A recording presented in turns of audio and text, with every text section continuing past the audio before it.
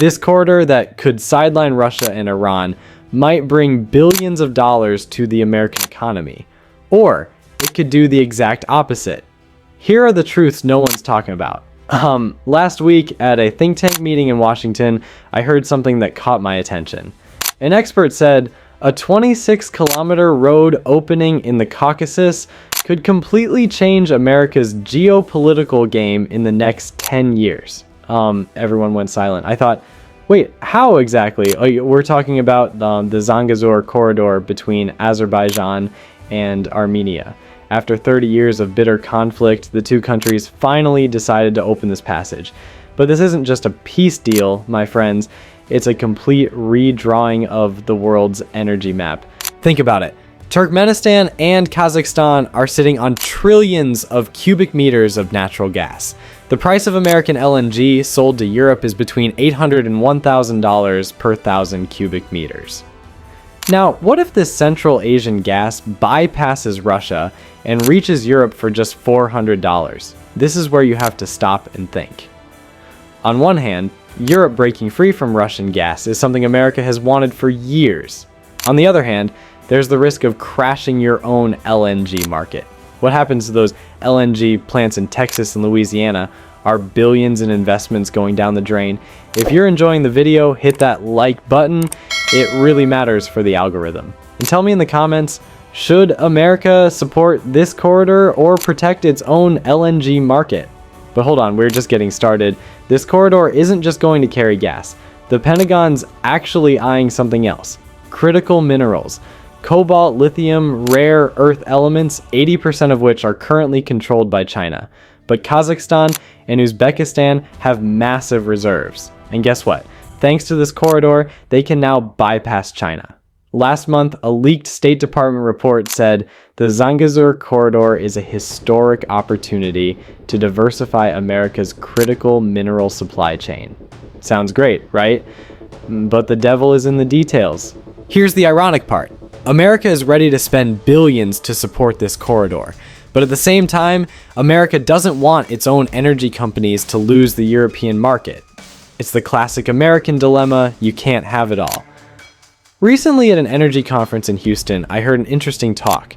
The former CEO of Chevron said, "We invested $200 billion to sell LNG to Europe. Now they're telling us, sorry, Central Asian gas will be cheaper." This is unacceptable. Is he right?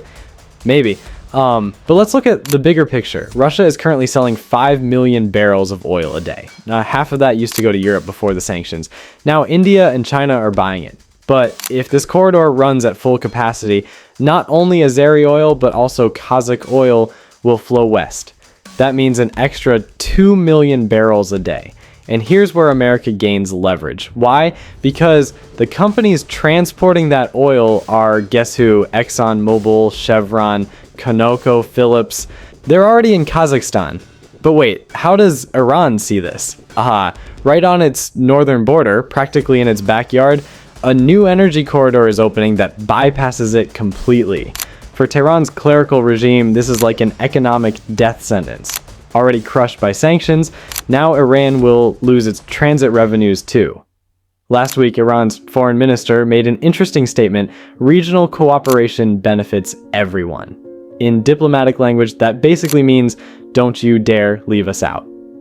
The Pentagon's view is completely different. For them, this corridor is the perfect way to further isolate Iran. Two birds with one stone, you weaken both Russia and Iran. But here's the critical question. What if Russia and Iran decide to work together? What if they try to sabotage the corridor? The Armenian diaspora in Los Angeles and Boston is already debating this. They're saying, Armenia was under Russia's protection, now what? And honestly, they have a point. Now let's get to the heart of the matter. How does Wall Street see this corridor? A BlackRock analyst said last month, the Zangezur corridor could open the door to $500 billion in investment into Central Asia. Sounds amazing, but is the reality really that rosy? First, there's the security issue.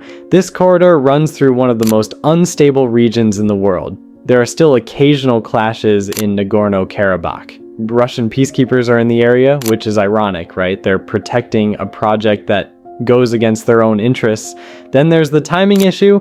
America is currently spending $370 billion on its green energy transition through the Inflation Reduction Act. Does it really have the capacity to invest in Central Asia at the same time, especially with Fed interest rates above 5%? But I think the real question is this: what will China do?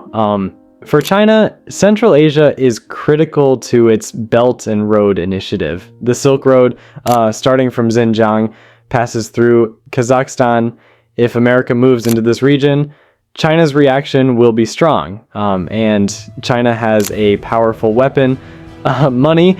China has already invested $30 billion in Kazakhstan. Can America match that? Maybe, but at what cost? On the other hand, the European Union seems more eager than the US on this issue. Ursula von der Leyen went to Baku last month and signed a 20 billion euro energy deal. The message is clear: we will break free from Russian gas, no matter the cost. Germany is being especially aggressive. After the Nord Stream explosions, which we still don't know who did, wink wink, their search for alternatives has sped up. BMW, Mercedes, Volkswagen, all of them need lithium and cobalt from Central Asia. Tesla's situation is even more interesting. Elon Musk posted on X last week, Kazakhstan's lithium reserves could be a game changer. He's right. But Tesla also has a massive factory in China. Can it balance both sides? And then there's the elephant in the room no one's talking about: Turkey. This corridor will make Turkey an energy hub. Erdogan's dream is coming true. But even though Turkey is a NATO member, it also keeps good relations with Russia. How much can America really trust that? Now we come to the most critical question: will this corridor actually benefit the American economy? The short answer: it depends. The long answer: it's a bit complicated. If America plays its cards right, the gains could be enormous. Think about it. Central Asia holds $5 trillion worth of mineral reserves. Everything America needs for its electric vehicle transition is there. Plus, there's the bonus of weakening Russia and Iran. But the risks are just as big. The LNG sector employs 300,000 Americans in Texas, Louisiana, and Pennsylvania. What will voters in those states say? You sold us out for Central Asian gas? Last week, Goldman Sachs released an interesting report. They said the Zangezur corridor is both a threat and an opportunity for the American energy sector. Smart companies are already positioning themselves in Kazakhstan, and they're right. Warren Buffett's Berkshire Hathaway is quietly investing in Kazakh oil companies. Jeff Bezos' Blue Origin has signed a space cooperation deal with Kazakhstan. Coincidence? I don't think so. My guess? America will support the corridor, but with a balanced approach. That means moving into Central Asia while still protecting its LNG sector. How? Through technology transfer. American companies will build the infrastructure and provide the tech, but won't sell the gas itself. This way, the pie grows and Texas doesn't get upset. One last point, and this is important: climate change. The Biden administration has pledged to cut emissions by 50% by 2030. Central Asian gas is 30% cleaner than Russian gas. If you shut down American coal plants and replace them with this gas, the math works. But real life isn't as simple as math, is it? This corridor will open, that's certain. The question is, where will America stand in this new order? As a leader, a follower, or on the sidelines? I think the answer won't come from Trump or Biden, but from Wall Street.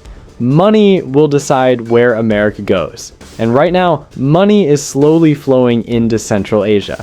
Final word. This corridor may be only 26 kilometers long, but its impact will be felt from Houston to Shanghai, from Moscow to Tehran. And maybe, just maybe, it will change the world's energy balance forever. What do you think? Will America miss this opportunity? Share your thoughts in the comments, and don't forget to like the video. In the next one, we'll break down China's counter move. See you then.